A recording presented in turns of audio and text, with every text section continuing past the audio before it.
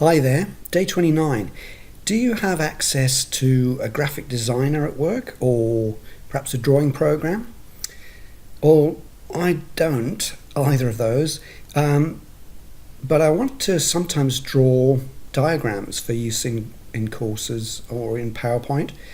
And today's challenge was prompted by a discussion with Arun Pradhan, where he produced this really good-looking diagram. So I asked him about it, what software did he use to create it, and he said Adobe Illustrator. And because I don't have Adobe Illustrator, I thought, oh well, I'll use PowerPoint because I've got access to that. So the diagram I'm going to show you how to create looks like this. So it's kind of like a pie or a pizza, you might say. So let's first off go to a blank slide, and to get started it's a good idea to turn on the guides. So if you go up to the View tab and then click Guides in PowerPoint, that gives you a kind of crosshair in the middle of your slide, which helps you get things lined up. Now, just to get the sizing right, if you hold down Control and drag this horizontal guide, I'll take it up by 7.5 centimeters.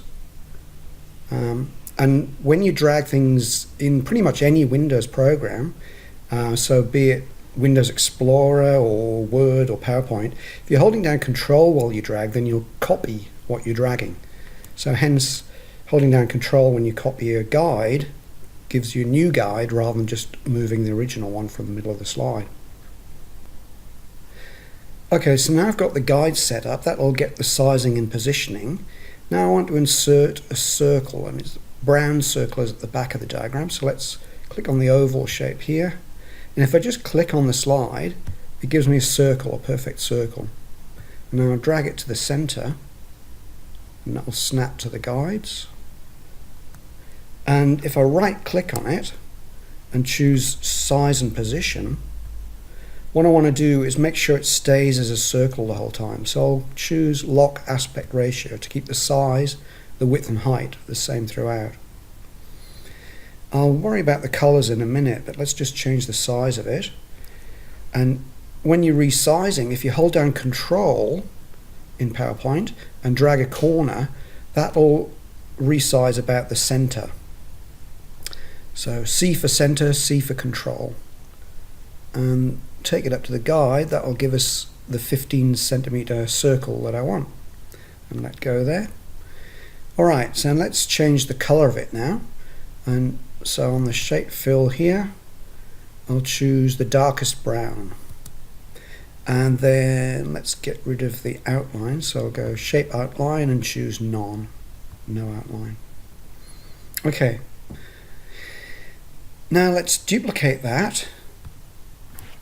So I'll click on it and choose Control D for duplicate. And we'll change this one to a slightly lighter color brown, so the next one up in the stack, so to speak, of colors. And I'll drag that over so it snaps into position again.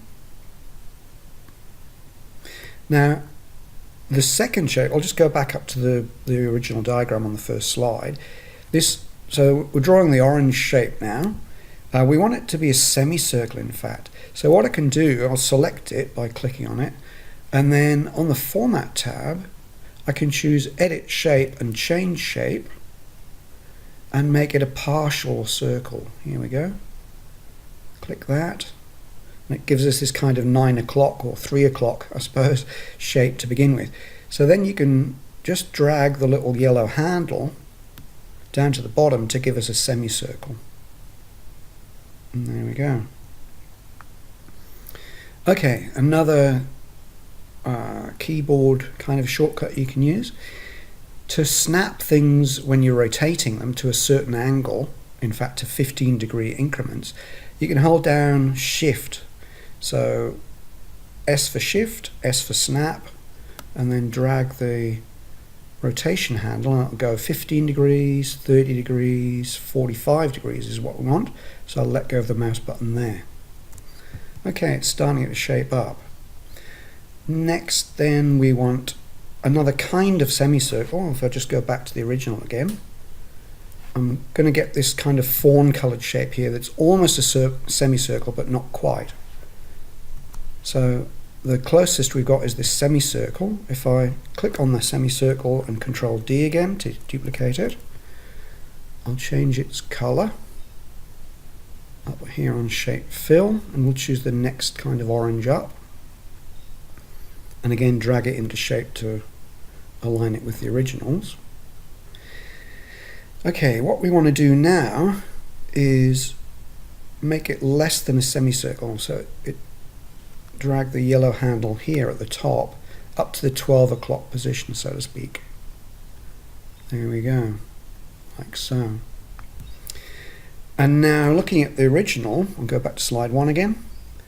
So this fawn coloured shape that we're doing at the moment, we've got the shape right, it just needs to be a bit smaller.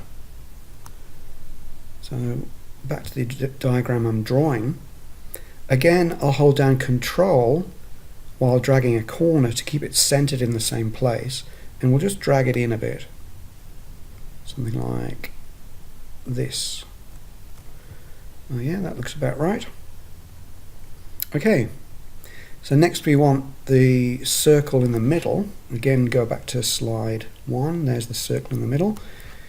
So we've got a circle shape here. I'll select that and duplicate it with Control D again. Change the color once again to an even lighter kind of brown color. Drag it into position. And then again, keeping it centered by holding Control and dragging the corner handle. Something like this. Yep, that's looking pretty good. So I'll just go back up to this first one. Yeah, size is slightly different, but it'll do for our purposes. So all I've got to do now is put the lines into the diagram. Back on this original slide 1 with the original diagram, there's diagonal lines and a vertical line and a horizontal line. So let's put those in now. And what I'll use for those is actually a rectangle shape. So I'll click rectangle up here and just click on the slide arbitrarily to give me a square initially. Let's set its color. So Shape Fill, I'll make it a bright orange, and I don't want an outline on it, so I'll choose no outline. And I want to change its size, so over here on Format Shape, I'll make its width 1/10 of a millimeter. So 0.01 centimeters. And the reason I'm using a rectangle is that way I can use the rotation handle, whereas if I used a real line shape, I don't get a rotation handle on that. And let's set the height to 15 centimeters. Okay, then I just need to drag it into position. So it should snap to the guides. There we go. Okay, so that's the vertical line. What I'll do now is copy that again, or duplicate it rather, with Control D, and drag it into position again. I'll put it back into the center of the circle. It doesn't want to go. Let's see how we go. There we go. Right. Now on Arrange, click the Arrange button here. We've got to rotate, and I can rotate it by 90 degrees. So that gives us 2 of those lines. Now we just need the ones at 45 degrees. So what I'll do now is, with the line selected, Control D to duplicate it again.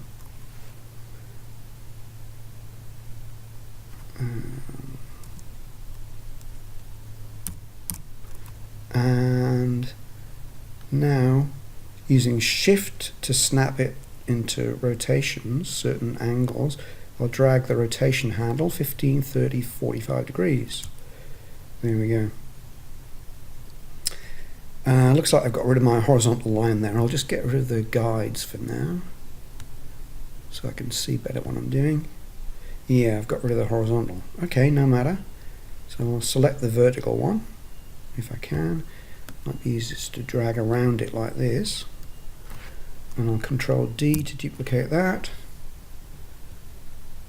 And drag it into place. Okay. And I'll just use that Shift and Rotate this time to make it drag it around by 90 degrees. Okay, nearly there, just one more line to go. So select this line now, duplicate it, drag it back into position in the center,